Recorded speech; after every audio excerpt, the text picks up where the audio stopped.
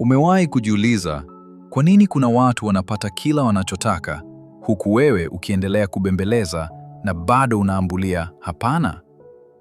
Sio kwa sababu wana bahati, bali ni kwa sababu wanajua kitu kuhusu akili yako ambacho wewe hukijui kuhusu yao. Leo nitaenda kukufundisha jinsi ya kuacha kuwa mwombaji na kuanza kuwa mshawishi kwa kutumia mbinu 7 tu. Lakini kabla hatujaanza, ni kuombe usubscribe na kulike video hii kwa sababu hapa tunajifunza vitu ambavyo shule haitakufundisha. Pia hakikisha unabaki mpaka mwisho, kwani mbinu ya 3 na ya 7 ndio zenye ushawishi zaidi. Mbinu ya kwanza: sheria ya upendeleo wa awali, the law of reciprocity. Binadamu wameumbwa na deni la asili la fadhila. Ukimfanyia mtu kitu kidogo bila yeye kutarajia, akili yake inajijengea shinikizo la kutaka kukulipa. Kabla ya kumwomba mtu akufanyie unachotaka, mpe zawadi kwanza. Inaweza kuwa sifa ya kweli, msaada mdogo, au taarifa muhimu. Akili yake itasema, huyu mtu kanifanyia jambo, lazima nimlipe. Hapo ndipo unapoingiza ombi lako. Mbinu hii inavunja ulinzi wa mtu yoyote kwa sababu hakuna anayependa kuonekana mchoyo au asiye na fadhila. Mbinu ya pili: mbinu ya chaguo mbili bandia, the illusion of choice. Usimuulize mtu, je, utafanya hivi? Kwa sababu jibu linaweza kuwa hapana. Badala yake, mpe machaguo mawili ambayo yote yanaishia kwenye kile unachotaka wewe. Badala ya kusema tunaweza kuonana, sema tunaonana Jumanne saa 10 au Alhamisi asubuhi. Akili yake itajishughulisha kuchagua muda badala ya kufikiria kukataa kuonana na wewe. Siri hapa ni kumfanya ajihisi kuwa yeye ndiye anayetawala maamuzi wakati wewe ndiye uliandaa uwanja wa mchezo. Mbinu ya 3: kiu ya kuonekana wa thamani, the craving for importance. Kulingana na mwanasaikolojia William James, hitaji la ndani kabisa la binadamu sio tu kupendwa, bali kuthaminiwa. Kuna tofauti kati ya sifa ya juu na uthamini wa dhati. Badala ya kusema asante, taja jambo la kipekee ambalo mtu huyo amelifanya. Kwa mfano, asante kwa kumaliza ripoti hii mapema, umenipunguzia mzigo mkubwa sana wa mawazo leo. Unapomfanya mtu ajihisi yeye ni shujaa katika jambo fulani, atakuwa tayari kufanya lolote ili kuendelea kulinda picha hiyo nzuri uliyoijenga kwake.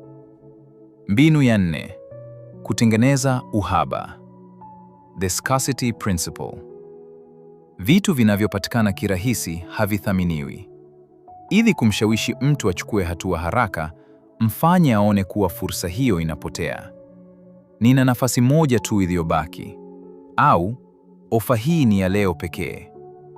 Hofu ya kupoteza, loss aversion, ina nguvu mara 2 zaidi ya hamu ya kupata.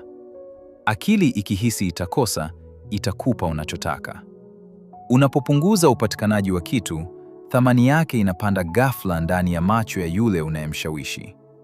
Mfanye aamini kuwa asipokubaliana na wewe sasa hivi, atakuwa amepoteza bahati ya kipekee ambayo haitarudi tena.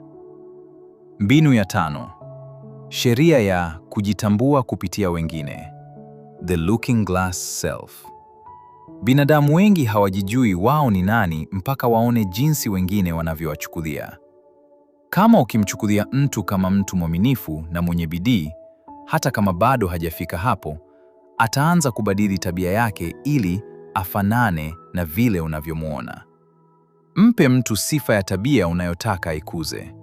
Ukimwambia mtu, ninakuamini kwa sababu najua wewe ni mtu mwenye msimamo na ahadi, unamtengenezea gereza la kisaikolojia ambapo itakuwa vigumu kwake kukuangusha kwa sababu hataki kuharibu sifa hiyo uliyompa. Mbinu ya 6: nyamaza na utazame, the power of silence. Baada ya kutoa hoja yako au kuweka ofa yako mezani, nyamaza. Usiongeze neno la kujitetea. Kimya kinatengeneza presha kubwa ya kisaikolojia. Mara nyingi, upande wa pili utaanza kuongea ili kuziba kile kimya, na katika mchakato huo, watatoa siri zao au kukubaliana na wewe ili tu kuondoa hali hiyo ya wasiwasi ya kukaa kimya. Anayeweza kuvumilia ukimya ndiye anayekuwa na mamlaka makubwa zaidi katika mazungumzo yoyote ya ushawishi. Kimya chako kinamlazimisha mpinzani wako ajishushe, na mara nyingi hujikuta anakubali masharti yako ili tu kurudisha hali ya kawaida. Mbinu ya 7. Kanuni ya nitafaidika nini? Kila binadamu anapoongea na wewe, kuna swali la siri linacheza kichwani mwake.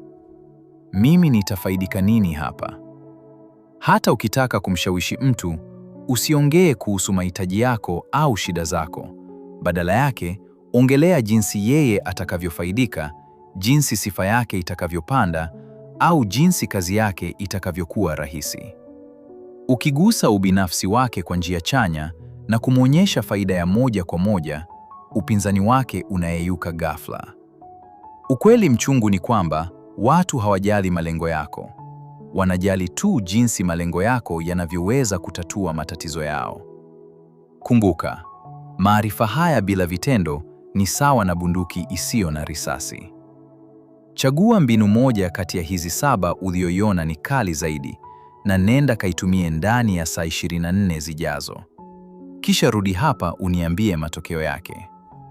Kama unataka kuendelea kuwa master wa saikolojia na mindset, usisahau kusubscribe na kulike video hii ili iwafikie wengi na wajifunze. Asante kwa kubaki nami mpaka mwisho. Tukutane wakati ujao.